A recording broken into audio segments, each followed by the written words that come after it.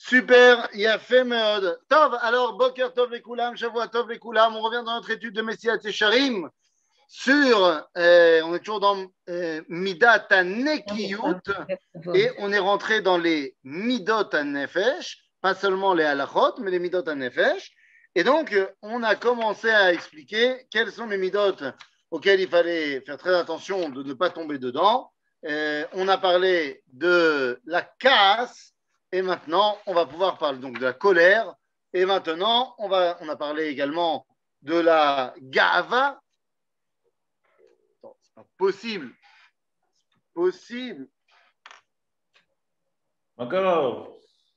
Qu'est-ce qui se passe? Je ne sais pas ce qui se passe. Mon écran, c'est voilà, c'est bien. La technologie, c'est très bien, mais quand ça marche. Donc très bien, Rav. Bon, Hashem. Alors allons-y. Maintenant, on peut rentrer donc dans Midata Akina. Akina. Gami. Donc la kina, c'est-à-dire la jalousie. C'est pas comme ça dans mon livre. Comment ça? Akina והתאווה והכבוד מוציאים את האדם מן העולם. Non, mais ça c'était avant. Ça c'est plus haut, mon ami.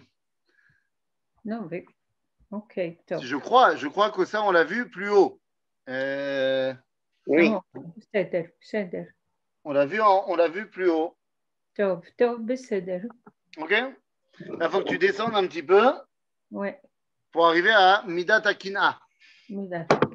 Donc Akina, Gam'i eina ela chisaron yedia vetipshut.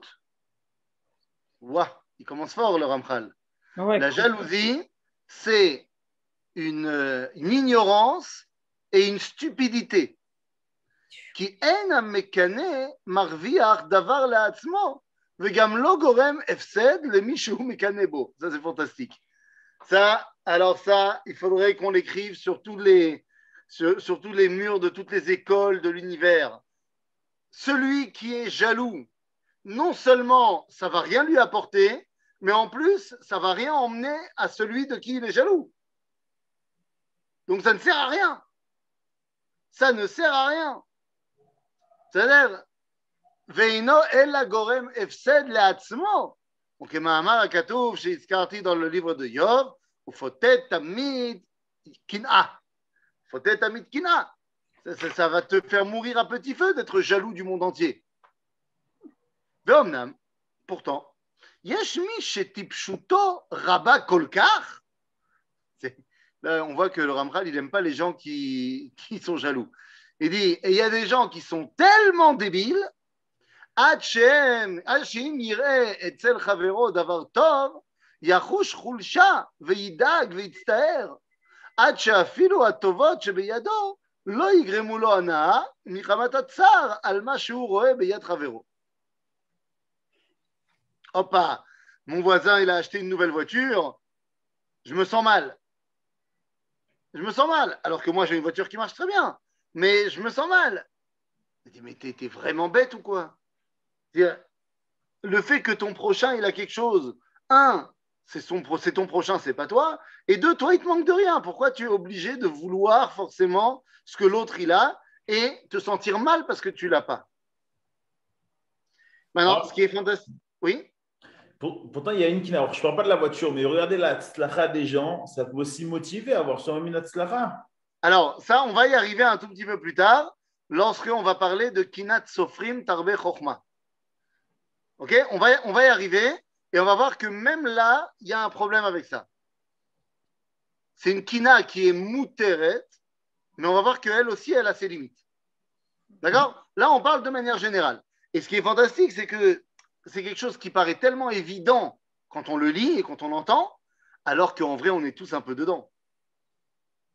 En vrai, quand on voit notre prochain avoir quelque chose, surtout si c'est quelque chose qui nous intéresse, bon, on se dit, pourquoi pas moi? C'est-à-dire, וזהו שאמר עליו החכם, c'est-à-dire שלמה המלך dans Mishlei, ורקב עצמות קנאה. C'est ce qui va te détruire les os, la jalousie. אמנם, יש אחרים שאינם מצטערים וכואבים כל כך, אבל אף על פי כן ירגישו בתוכם איזשהו צער, ולפחות תתקרר רוחם ברועתם אחד עולה למעלה יתרה. אם לא יהיה מאוהביו היותר קרובים לו. כל שכן, אם מאותם אשר אין לו אהבה רבה, עמו הוא. כל שכן, אם יהיה גר מארץ אחרת. Donc là, le Ramchal nous fait rentrer dans la psychologie humaine. Il dit, il y a des gens, ils ne sont pas aussi malades que ça, qu'ils se sentent mal s'ils voient quelqu'un qui réussit. Mais, il dit, et c'est certainement la majorité des gens, il dit quand même, quand ils voient quelqu'un qui réussit, eh ben, ירגישו בתוכם איזשהו צער, איזשהו משהו. Ils se sentent, il y a un truc qui ne va pas. Et il dit, sauf s'il s'agit de leurs proches, à savoir, si ton père y réussit, tu es content, si ton fils y réussit, tu es content, ça, ok. Mais si c'est quelqu'un qui est loin de toi, voire pire, que tu as un problème avec lui, que tu n'aimes pas, ou alors, s'il s'agit d'un étranger, comment un étranger y réussit? Non, mais ça ne va pas. C'est-à-dire, donc évidemment que c'est quelque chose de très très négatif. וראה, שבפיהם אפשר שיאמרו דברים, כן, כשמחים או מודים על טובתו, אך ליבם רע בקרבם. Et donc, tu as des gens qui arrivent à jouer un double jeu et qui disent ah oui, oui, non, mais c'est fantastique hein, ce qu'il a réussi à faire, ce monsieur, c'est génial, vraiment, kol hakavod, grand bien lui fasse. Tu sais la phrase grand bien lui fasse? Bon, ça veut dire qu'il meurt. C'est ça que ça veut dire. Ah bon? C'est-à-dire, nous, וזהו דבר שירא על פי ברוב בני האדם. C'est la majorité des gens qui sont comme ça. כי אף על פי שלא יהיו בעלי קנאה ממש, לא יתנקו ממנה לגמרי. C'est bon? Donc il dit la majorité des gens, c'est pas qu'ils sont mécanim mamash, comme on a vu le premier cas, mais l'onekim, ils sont pas clairement débarrassés de la kina. Vous savez, ça peut être des petites choses, hein. Ça peut être des petites choses. Quelqu'un qui va donner un kidouche à la synagogue, ça c'est la hantise des gens, hein, le kidouche à la synagogue. Parce que si toi tu as amené quelque chose et que la personne qui a donné le kidouche la semaine d'avant, elle voit ce que tu as amené et tout le monde dit ah ben ça c'est sympathique ce que tu as amené, et bien la personne d'avant elle se dit ah et moi j'aurais pu amener aussi, et puis ils m'ont pas autant félicité de ce que moi j'ai amené, et les gens ils se bouffent de l'intérieur à cause de ça. Pas shoot. C'est le meurtre de Caïn et Abel. Alors évidemment que Caïn il a eu un problème avec Abel, effectivement. Il a été jaloux que Akadosh Baruch Hu accepte le korban de Hevel et n'accepte pas son korban. Nachon. Et il n'a pas réussi à s'élever au-delà de sa jalousie. Au lieu de, au contraire, essayer de comprendre pourquoi Dieu n'avait pas accepté son korban et peut-être donc changé, eh bien, il n'arrivera pas à s'élever au-delà. C'est ce que Dieu lui dit. Dieu lui dit, im tetiv, c'est et. Si tu corriges le problème, parce que c'était quoi le problème de Caïn? Le problème de Caïn, c'est qu'il a amené, c'est lui qui a lancé l'idée du korban, c'est pas Hevel. C'est Caïn qui lance l'idée du korban et il va donner miket siamim, c'est-à-dire des derniers fruits de sa récolte, c'est-à-dire les fruits les plus pourris, ceux qui sont les invendus. Alors les invendus, il les donne à Dieu. Et puis Hevel, il arrive du derrière, il dit ah tiens, le rayon du korban, c'est pas mal. Et lui, il amène de ses prémices, de ses premières brebis. Et donc Dieu, il accepte le korban de Hevel et pas de Caïn. Et bien Caïn, au lieu de se remettre en question et d'essayer de réfléchir pourquoi Dieu n'a pas accepté son korban, eh bien, il ne va pas réussir et il va tuer Hevel. Donc effectivement, ça peut amener jusque-là, la kina.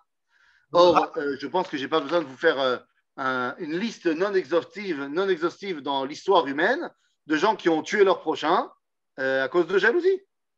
Donc, Rav, on est d'accord, il ne faut pas éprouver forcément de la joie pour l'autre. Que quand vous dites grand bien lui fasse, Ça, c'est encore une autre mida. Ouais. Ça, c'est Midat HaChesed poussé à outrance. On t'a pas demandé, c'est très bien, mais c'est pas ça qu'on t'a demandé ici. Pour l'instant, on t'a juste demandé de pas être mécané, de pas être jaloux de l'autre. Ok? Est-ce que la concurrence dans notre société, c'est pas basé sur ça? Alors ça fait référence à ce qu'on disait tout à l'heure. Kinat Sofrim Tarbe Chochma, on va y arriver dans pas longtemps. La notion de concurrence, c'est pas que je suis jaloux, c'est que je suis motivé par ce que font les autres pour faire encore mieux. Je ne suis pas jaloux, je veux moi réussir. Je ne veux pas que l'autre, il échoue. Okay, il y a une différence entre vouloir réussir et vouloir que l'autre se plante. Non, mais des fois c'est lié quand même. Parce que quand on est concurrent sur un secteur, quand l'autre se plante, ça nous fait nous réussir. Donc c'est sûr que c'est. Ben ça, la question, c'est est-ce que tu veux être naki ou pas naki? C'est d'accord? Ok? Par exemple, je ne sais pas, prenons un exemple purement théorique, quelqu'un qui serait un homme politique en Israël.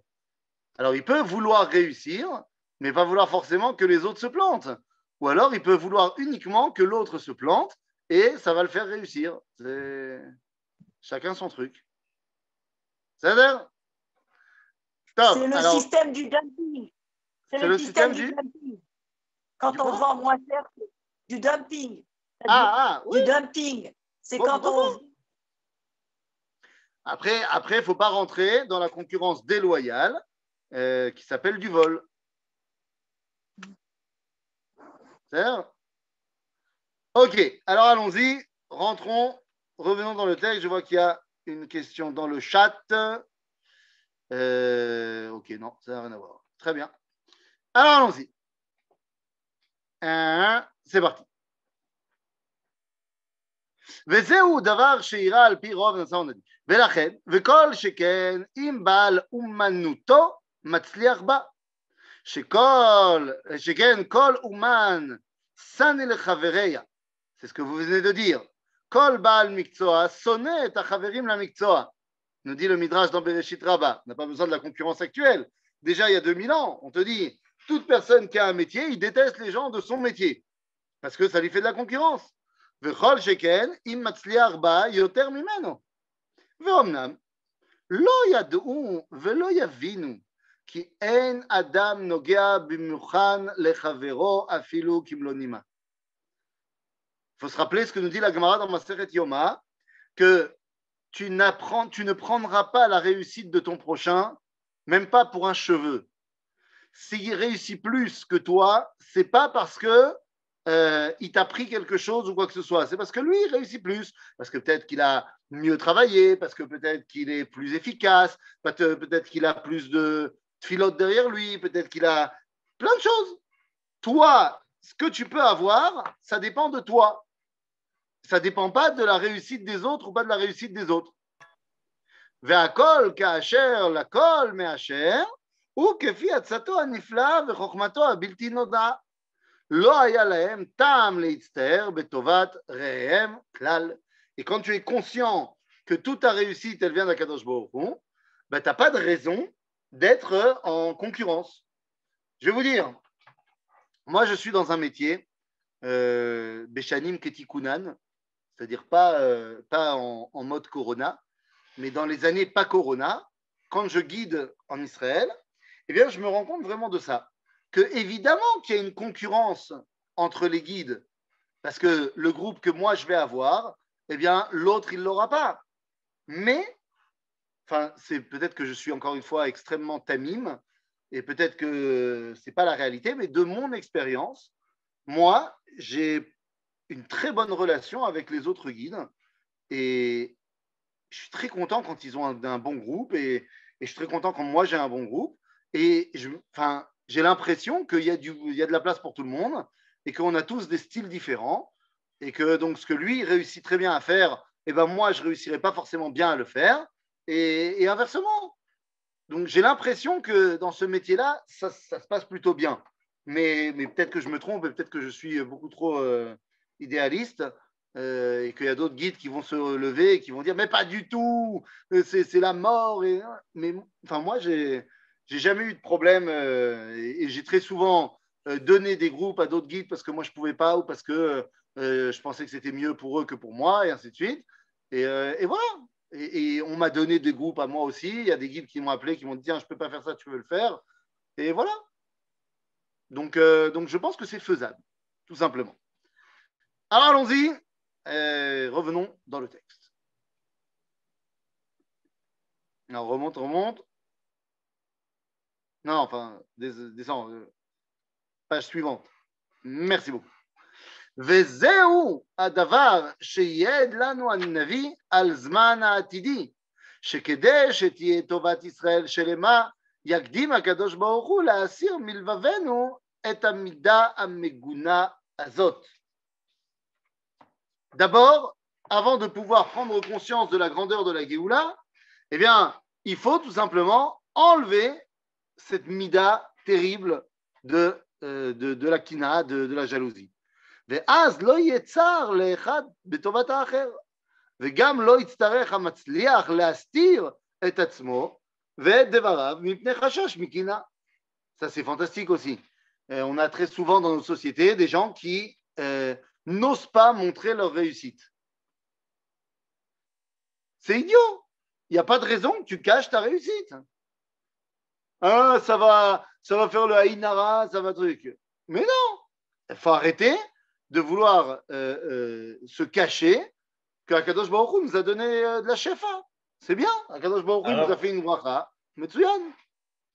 On a parlé il y a 2 cours, je crois, des Rolex. Oui. Et on a convenu que c'était l'omatim de montrer sa richesse. Non, ce n'est pas ce qu'on a convenu. On n'a pas convenu que c'était l'omatim de montrer sa richesse. On a convenu que ce n'était pas obligé de poursuivre la richesse. Mais mettre une Rolex, il n'y a pas de problème alors. Mais d'abord, il n'y a aucun problème de mettre une Rolex en soi. On n'a jamais dit que c'était assourd. Je ne sais pas ce que vous avez tous avec les Rolex là, mais on n'y a pas de problème de mettre une Rolex. Le débat, si je me souviens bien, était directement tourné vers ma montre G-Shock et mes costumes qui habillent, était de savoir est-ce qu'on est forcément obligé de mettre une Rolex pour que la Torah soit respectée, pour que ce qu'on dit ait une influence, ou alors, si on n'a pas de Rolex ou on a une imitation, alors forcément, on ne va pas nous écouter. À ce niveau-là, je pense qu'évidemment qu'il y a un problème, que si tu n'écoutes le rabbin que parce qu'il s'habille en, je sais pas, en Versace ou autre, je sais pas quoi, alors là, c'est évidemment un problème. Tolé Eretz al Gelima, on pourrait dire. Les gens, l'habit fait le moine. Donc, je ne dis pas que parce qu'il a une Rolex, il faut l'écouter. Il a le droit d'avoir une Rolex s'il veut. Maintenant, il y a une différence entre j'ai une Rolex parce que j'aime les belles choses et je veux montrer à tout le monde que j'aime les belles choses. Il y a aussi un comportement qui va avec tout ça. Il n'y a pas Mershon Lifnei Hiver. Pourquoi Lifnei Hiver? L'autre, il va être jaloux, forcément. Et du coup, on va l'amener vers sa jalousie. Et pourquoi il va être jaloux? Pourquoi il va être jaloux? Parce que c'est connu, Arav. Tout le monde est jaloux aujourd'hui. Ah, il a fait, c'est connu, c'est ce qu'a dit le Ramchal. La majorité des gens, ils sont jaloux. Et le Ramchal, il te dit, bah, t'as qu'à un peu plus étudier. Parce que tu verras que c'est idiot d'être jaloux. Le fait qu'un tel, il a réussi et il a une Rolex, ben, peut-être que c'est parce qu'il a bossé beaucoup plus que toi. Peut-être que parce qu'il est beaucoup plus sadique que toi. Enfin, qu'est-ce que ça veut dire? Oui, non, mais ça c'est évident. Mais est-ce que quelqu'un qui va voir quelqu'un avec une Rolex, il va être jaloux forcément, ou la plupart des chances qu'il soit jaloux, du coup, il vaut mieux pas mettre d'objets ostentatoires, entre guillemets, pour éviter de l'amener à cette jalousie-là. Nous, Bémet. Et alors, tu mets la limite où des objets ostentatoires? Moi, je suis ashkénaze, donc très bas. Non, mais c'est n'importe quoi. J'ai vu qu'en France, je sais pas, la semaine dernière ou un truc comme ça, il y a eu une polémique autour d'un ministre parce qu'il a été pris en photo avec une montre très chère. Et ça a créé la polémique, machin, genre, est-ce qu'il a fait exprès, est-ce qu'il n'a pas fait... Mais on s'en fout. Le mec, avant d'être ministre, c'est quelqu'un que j'aime pas, hein, le personnage. Je trouve qu'il ne fait pas que du bien. C'est un grand avocat, il a réussi sa carrière, il a ramené des sommes énormes d'argent en tant qu'avocat. Bon, bah, s'il a envie de se payer une montre de folie, il fait ce qu'il veut. Je m'en fiche. Je pense que moi, personnellement, si j'avais beaucoup d'argent, je ne serais pas forcément en train de m'acheter une Rolex parce que je n'ai jamais été attiré par les montres. Bichlal, pour moi, la montre est un objet purement fonctionnel pour me dire l'heure. Donc, c'est pas quelque chose qui me le fait à moi. Mais c'est-à-dire, alors lui, il a envie d'une Rolex. Odapam, on peut être jaloux, c'est pas bien. C'est pas bien, c'est ce que je te dis. Donc, évidemment qu'il y a une différence entre profiter de ce qu'on a gagné et se la péter. C'est ma choix à faire. C'est-à-dire. Alors, allons-y. Donc, voilà. וזהו שכתוב, ושרה קנאת אפרים וצוררי יהודה יכרתו, אפרים לא יקנא את יהודה, ויהודה לא יצור את אפרים, dit ישעיהו הנביא. Donc vient un temps où il faut arrêter avec cette dimension perpétuelle de קנאה. וזהו השלום והשלווה אשר למלאכי השרת, אשר כולם שמחים בעבודתם, איש איש על מקומו, ואין אחד מתקנא בחברו כלל. כי כולם יודעים את האמת לאמיתה ועולזים על הטוב אשר בידם ושמחים בחלקם. De quoi on est en train de parler ici? C'est quoi cette dimension de malachim qui n'ont pas de problème et qui n'ont pas de kina l'un l'autre? Eh bien, c'est ce qu'on dit tous les matins dans la tfila. Qu'est-ce qu'on dit tous les matins dans la tfila, Rabotai? Eh bien, dans les brachot du Shema. Dans les brachot avant les schémas, qu'est-ce qu'on dit? Vechulam mekablim alehem ol malchut shamayim ze mize venotnim be'ahava reshut ze laze להקדיש ליוצרם בנחת רוח, בשפה ברורה ובנעימה, קדושה.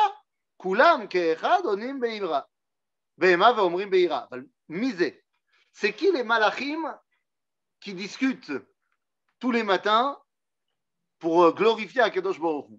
Eh bien, nous avons deux équipes de malachim. On a les premiers qui s'appellent les séraphim. Séraphim. En français, on dira les séraphins. Hein? Les Chayot HaKodesh? Non. Yesh séraphim. Voilà. Et après, il y a les Ophanim des Chayot HaKodesh. Okay. Donc, c'est deux équipes. Il y a l'équipe des séraphins et l'équipe des animaux saints.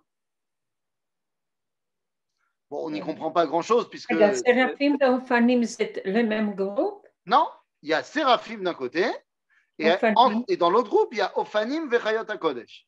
Ah, je pensais que c'était le troisième groupe, Ophanim. Non, ils sont ensemble. Les Ophanim et Chayot HaKodesh, ils sont ensemble.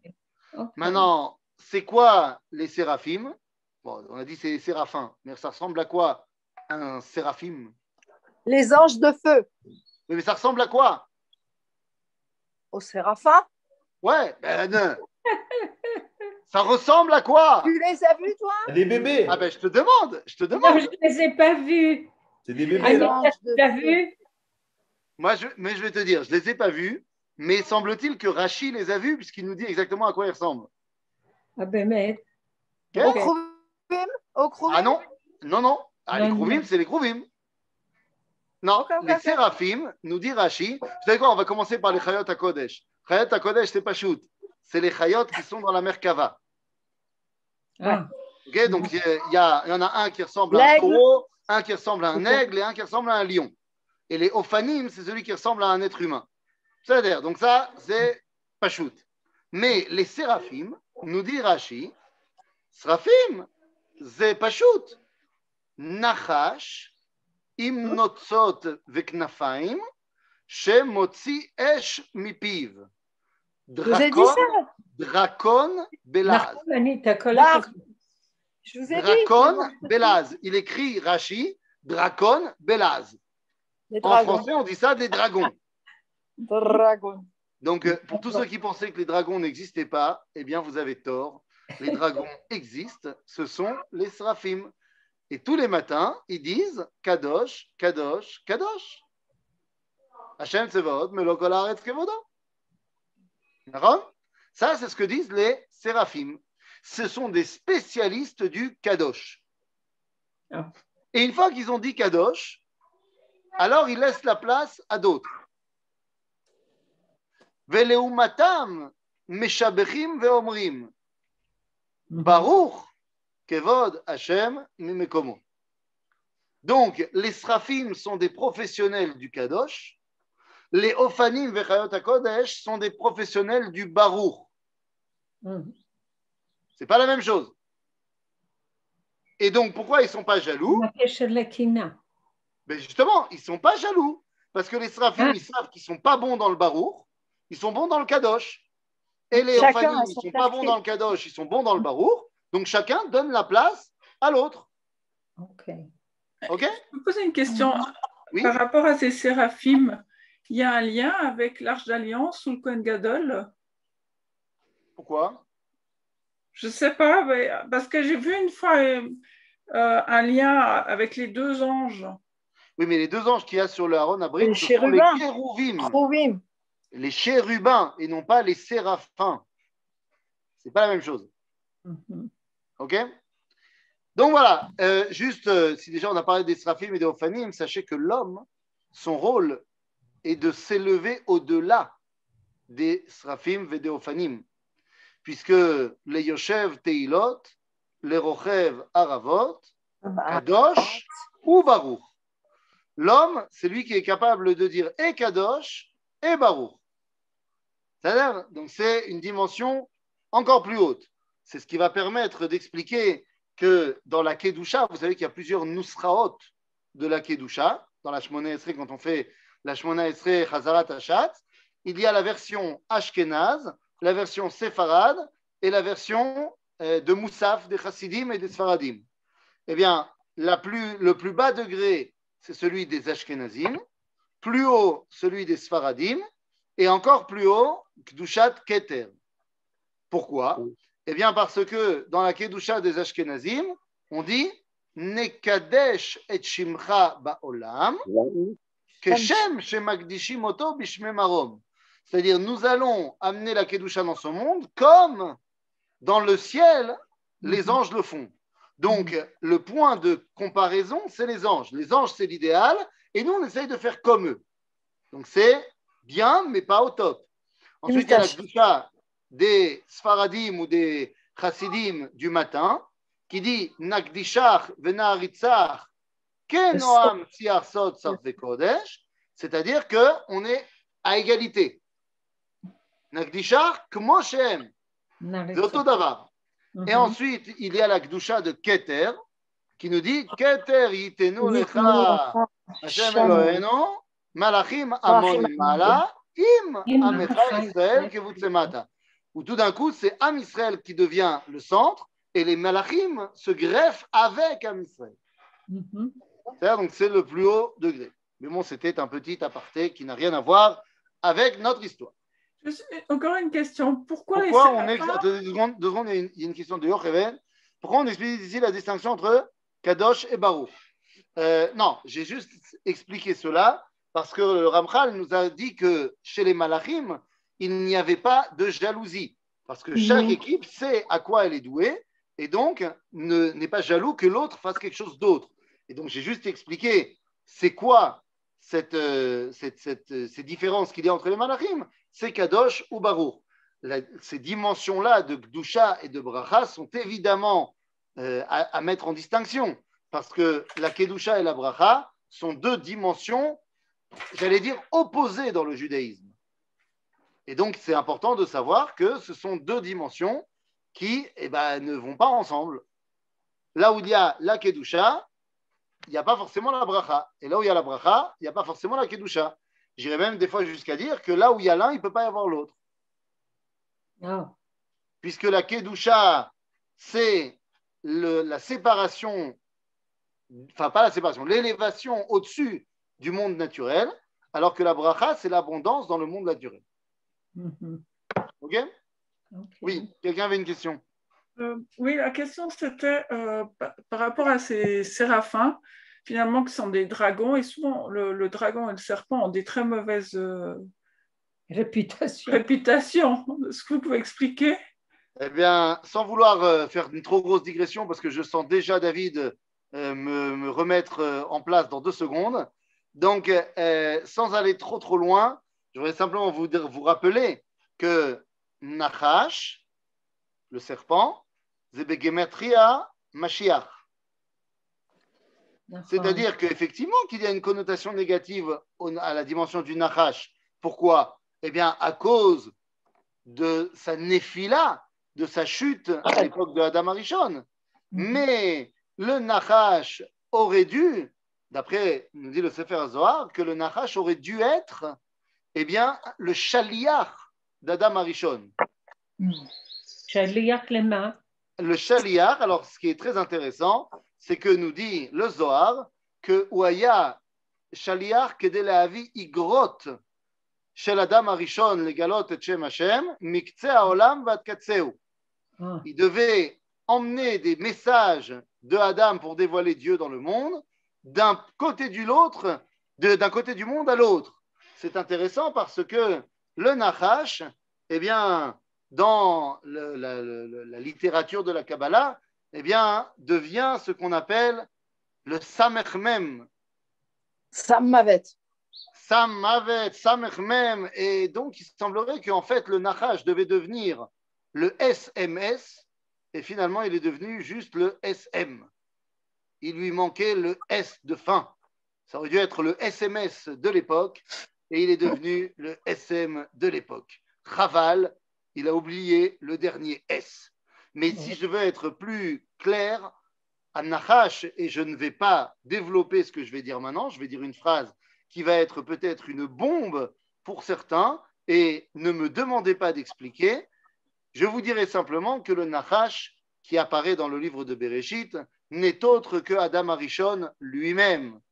Et quand on sait cela, eh bien, on comprend que le Nachash aurait dû, c'est-à-dire sa partie biologique, aurait dû être le support qui permet de dévoiler Dieu d'un côté du monde à l'autre. Finalement, ça a échoué, et donc ça a donné une connotation négative au Nachash.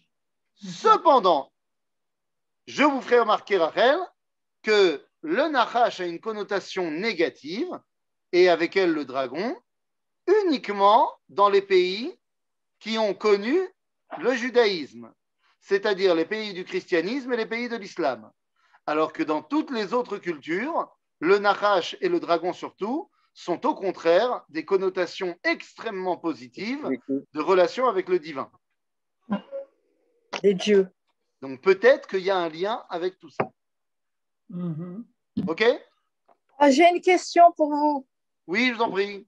Alors, c'est vraiment la jalousie de Adam qu'il a perdu finalement. Son côté négatif, c'était donc cette jalousie. Puisque parce que le Nachash a fait pécher Chava parce qu'il était jaloux de ce côté de Adam Arishon qui était sans Ivoug. Tout à fait, tout à fait. Ok. Tout à fait, tout à fait. Je signe. Self-destructive. Je signe exactement. C'est un peu comme le peuple juif qui se met très souvent des bâtons dans les roues à lui-même pour se créer des situations compliquées. Nachon. Ok? Yofi. Merci. On peut revenir dans notre texte. Yofi. Ok. C'est bon. Vera, סליחה, וראה כי אחות הקנאה היא החמדה והתאווה. Eh oui, la jalousie a une petite sœur. C'est la chemda ve'ata'ava. C'est l'envie. Alors, היא המייגעת לב האדם עד יום מותו. וכמאמר חכמים זיכרונם לברכה, dans קהלת רבה dans le Midrash, אין אדם מת וחצי ta'uvato beyado. La ta'ava, les envies, achemda, c'est la petite sœur de la jalousie. Voilà, je suis jaloux de ce qu'il a, et bien maintenant, j'ai envie d'avoir ça, j'ai envie d'avoir ça, j'ai envie d'avoir ça. Pourquoi est-ce qu'on nous dit que Akina, Ta'ava, Vakavod, Motsim et Adam Mina Olam? Eh bien parce que maintenant tu n'es plus dans ce monde. Tu n'es plus que en train de chercher cet objet du désir. Et c'est très problématique. On peut voir ça dans toutes les mythologies, cette dimension de Néphila, Acharei Ta'avot, mais il n'y a pas besoin d'aller chercher très loin. On voit ça très très bien dans le livre de Shmuel Bet entre Amnon et Tamar. Bien évidemment, il avait cette Ta'ava pour sa sœur, Et on a vu comment ça a fini. C'est-à-dire, ואומנם, עיקר התאווה פונה לשני ראשים. האחד הוא הכסף, והשני הוא הכבוד. Alors, Ramchal nous ramène dans la réalité et nous dit l'essentiel des envies et de la jalousie, donc, c'est sur les deux dimensions qui sont l'argent et le kavod. שניהם כאחד רעים מאוד וגורמים לאדם רעות רבות. Quand tu cherches à tout prix à être le plus riche du monde et quand tu cherches à tout prix à avoir le kavod ultime. Dans les deux cas, ça va te faire tomber.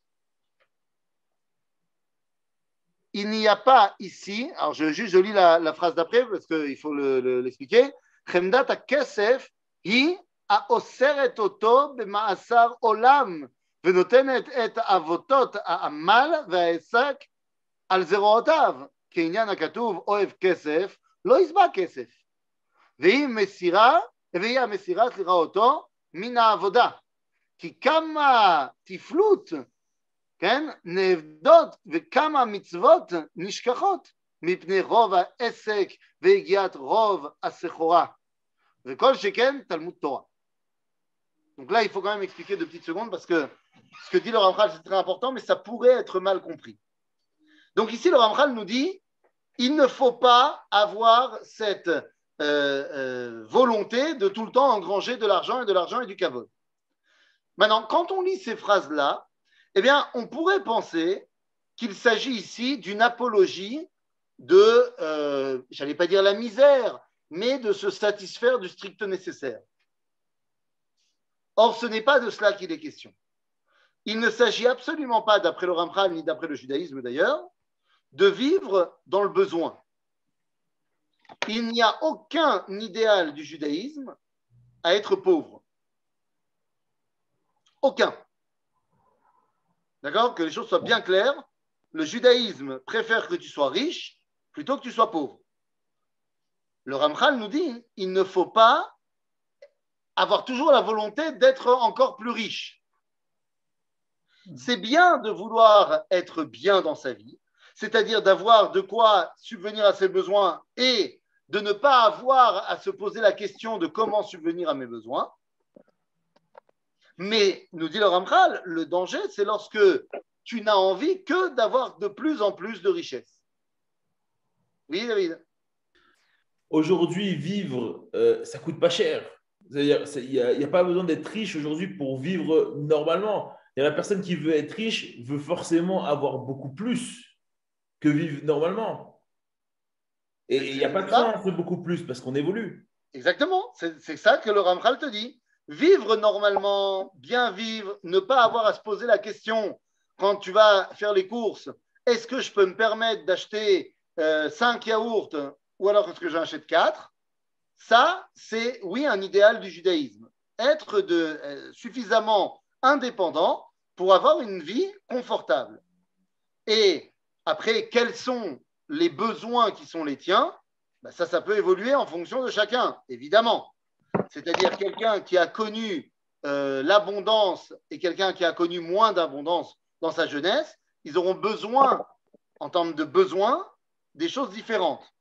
Donc, ça va être différent chez chacun. Mais même celui qui a connu l'opulence et qui veut garder un certain standard de vie, eh bien, ok, mais ça ne veut pas dire que tu dois maintenant chercher à engranger toujours plus de richesse et de richesse.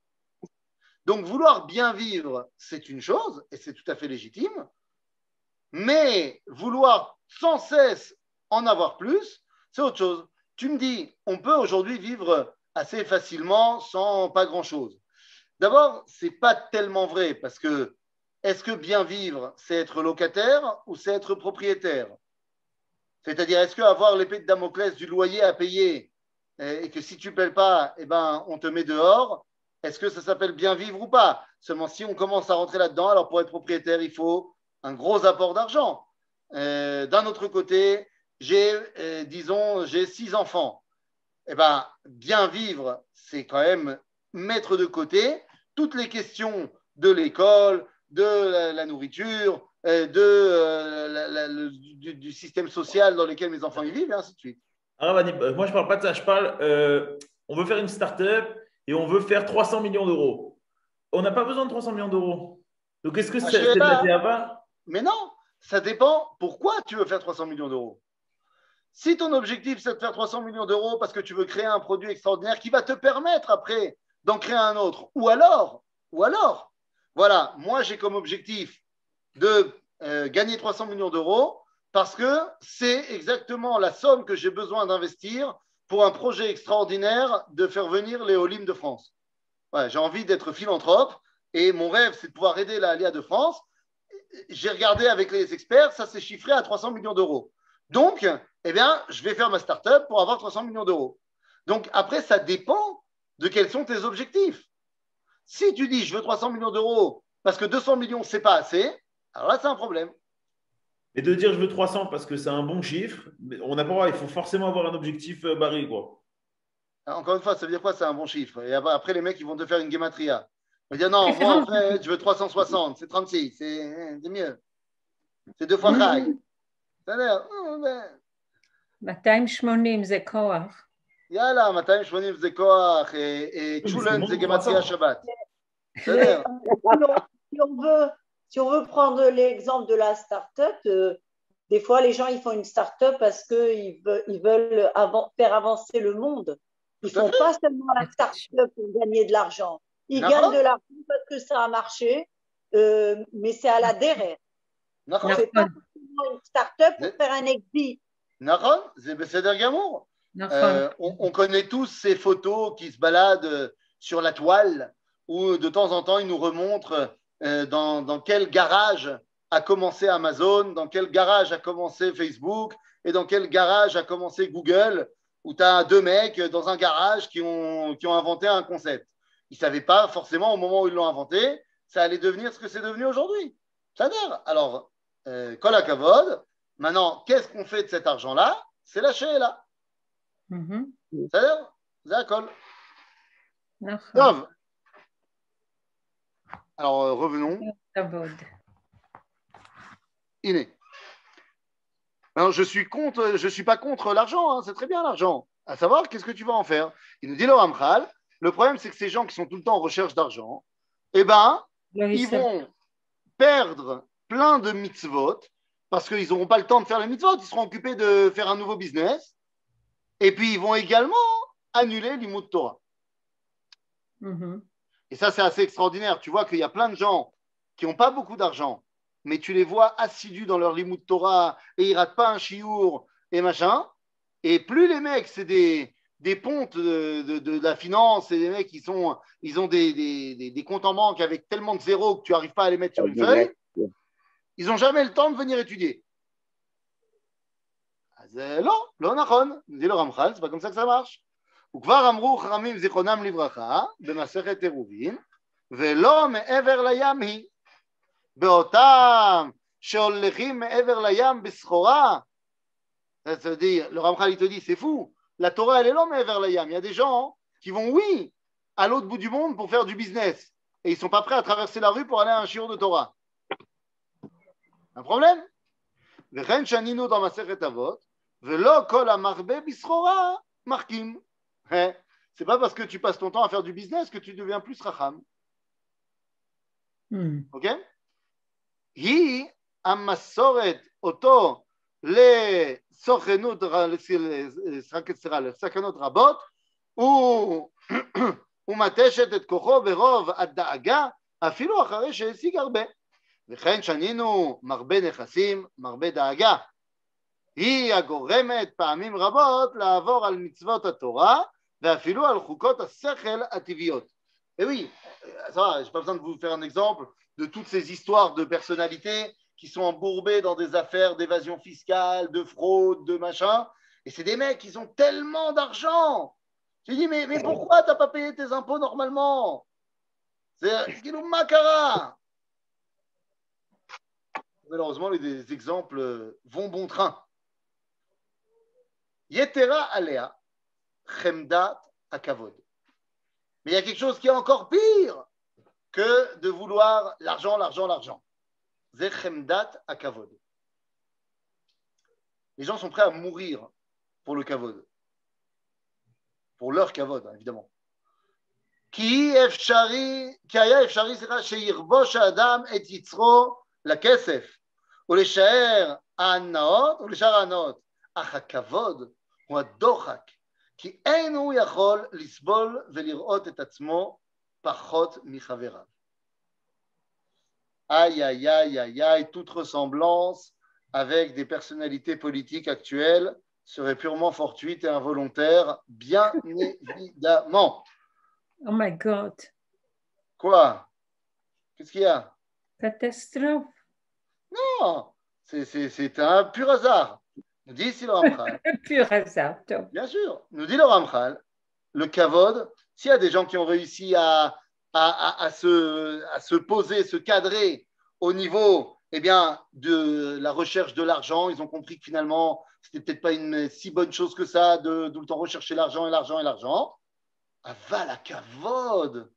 Les gens ont énormément de mal à voir quelqu'un qu'ils pensent comme être minimum à leur niveau, être supérieur à eux. Caché, méode. Entre parenthèses, c'est un vrai problème. Je parle uniquement de ce que je connais. D'accord? De ce que je ne connais pas, je ne parle pas. Mais c'est un vrai problème chez les rabbins. C'est-à-dire, le kavod, oy, vei, geval, zmir, comment c'est un problème chez les rabbins? Comme on dit ça en tunisien? Tout à fait. Jocelyne. Il n'y a rien de plus compliqué à organiser qu'une soirée où tu dois faire parler plusieurs rabbins.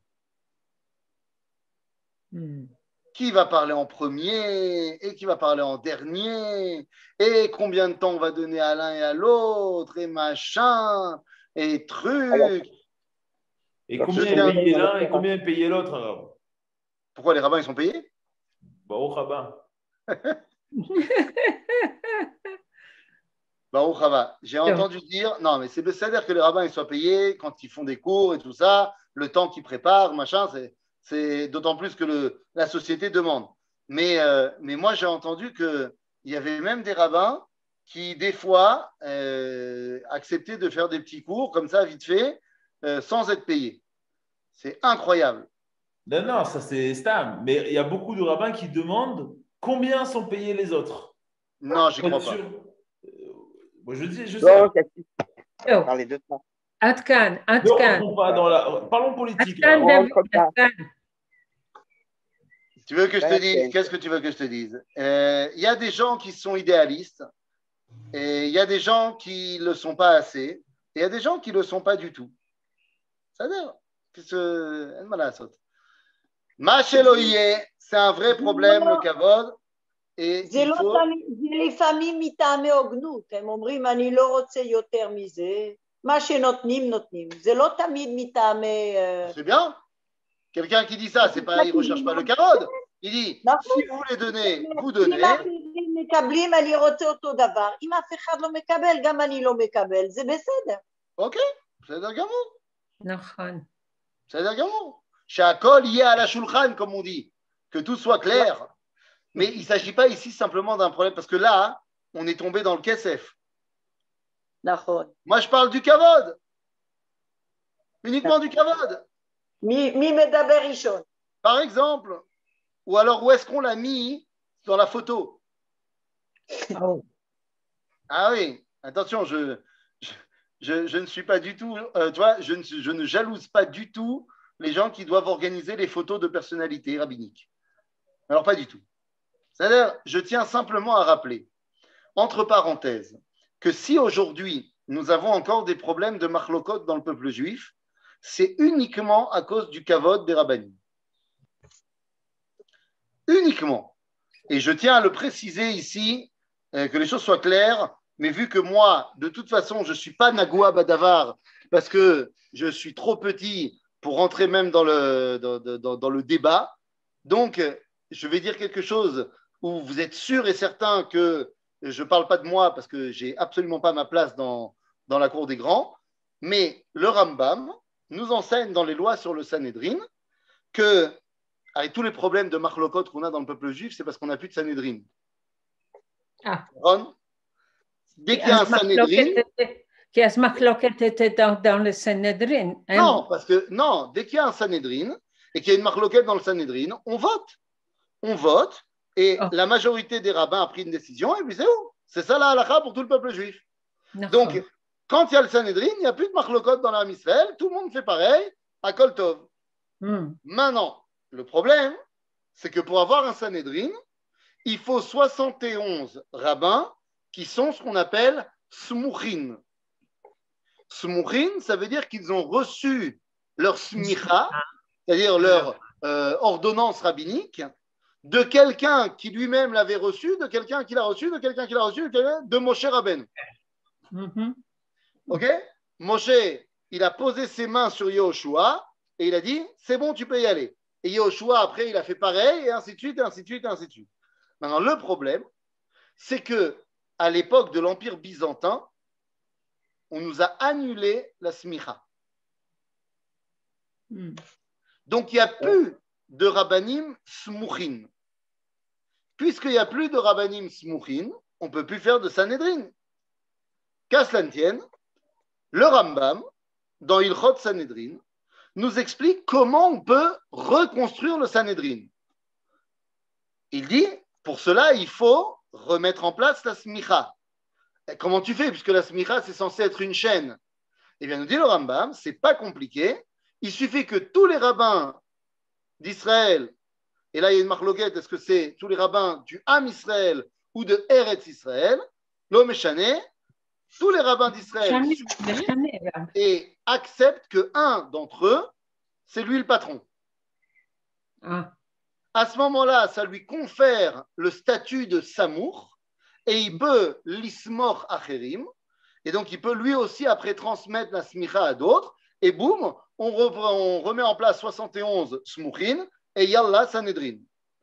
Donc il faut juste que les rabbins s'accordent pour dire qu'un d'entre eux, c'est lui le chef. Aïe. C'est tout. Votez pour moi. C'est pas compliqué, non? C'est pas compliqué. C'est pas chaud. Pourquoi David votait pour moi? Arabe, et on ne peut pas faire en sorte que chaque roche de communauté, de tendance, soit chacun dans sa tendance voté, puis on réunit comme ça toutes les tendances. Ok, tu veux un vote à la proportion, tu veux un vote en deux temps. Mais ce serait plus évident déjà, non? Bah, d'accord, chérie. Je m'en fiche de savoir comment on va voter. Il faut qu'au final, on s'accorde. Pour de dire que c'est lui le patron. Est-ce que c'est au suffrage universel direct ou indirect? L'homme est chané. Ah non, moi je ne parlais pas de ça. Moi je parle de mettre 71 personnes qui ont chacun été élues par leur communauté. Ouais. Et la roche, après, elle est décidée. Ah ouais, non, ça revient au même. Non, non, vous avez. Ça revient au même. C'est-à-dire, donc, il s'agit juste de faire ça. Bezrat Hashem, c'est compliqué. Moi, je sais que à mon tout petit niveau, quand on avait fait, il y a de cela 2 ans avant le corona, 2 ans presque, on avait fait un grand Shabbat extraordinaire avec, on va dire, une grande partie des rabbanim francophones sionistes. Et j'avais dit là-bas, alors évidemment, il y avait tous les grands noms que vous connaissez et qui participent à la Yeshiva Online. J'avais dit là-bas, il faut qu'on sorte de ce Shabbat avec un patron. Il faut qu'on décide qui est la voix, qui est le maradéatra du mouvement sioniste francophone. Et évidemment que tout le monde m'a ri au nez en disant ma pitom, s'il y en a un qui propose quelque chose comme ça va créer des marlocotes parce que tu comprends, ils ne sont pas tous d'accord et machin. Je dis voilà, c'est pour ça que le monde d'Atiloumi ne réussit pas et que le monde Haredi réussit. Oui, mon ami. C'est une question d'ego alors, des rabbanim? C'est toi qui l'as dit. Non, je demande. C'est toi qui l'as dit. Et vous ne pensez pas que c'est à cause de toutes ces amoutotes? Bon, on en reparlera. Mais Kitsour, tu as très bien compris et tu sais très bien quelle est ma position à ce niveau-là. Zechaval, Pachout Chaval. Maintenant, choisir le patron, c'est pas forcément que une question de connaissance. Parce que le roche, il doit avoir des qualités qui sont évidemment des qualités de connaissance. Tu ne peux pas être un mec qui connaît rien, bien évidemment. Mais il faut avoir aussi d'autres qualités de manigout que ce n'est pas forcément le plus grand Talmid Chacham qui les a. Donc, le Nassi à Sanhedrin n'était pas toujours le Gdolador. Mhm. Mais c'est lui le Nassi, et c'est lui qui avait le dernier mot.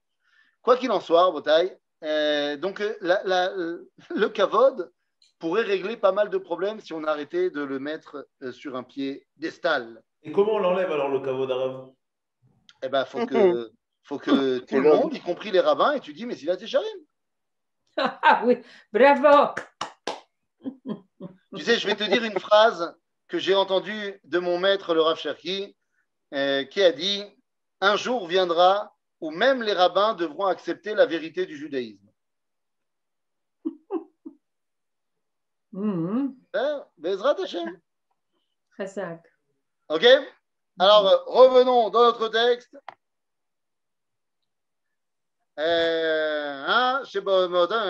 Vechen shaninu. Voilà, ça on a dit. Ok. Yetera alea chemdat hakavod. Ça on a. Ouais, voilà. Iné. Bah, la vérité, c'est, il nous reste combien de temps avant que le Rav Cohen arrive? 4 minutes. Bon, alors on peut commencer. יתרה עליה חמדת הכבוד, כי היה אפשרי שירבוש האדם את יצרו לכסף ולשאר הנאות, אך הכבוד הוא הדוחק, כי אין הוא יכול לסבול ולראות את עצמו פחות מחבריו. ועל דבר זה נכשלו רבים ונאבדו. ירובעם בן נבט לא נטרד מהעולם הבא אלא בגלל הכבוד, וזהו מה שאמרו חכמים זיכרונם לברכה, תפסו הקדוש ברוך הוא בבגדו ואמר לו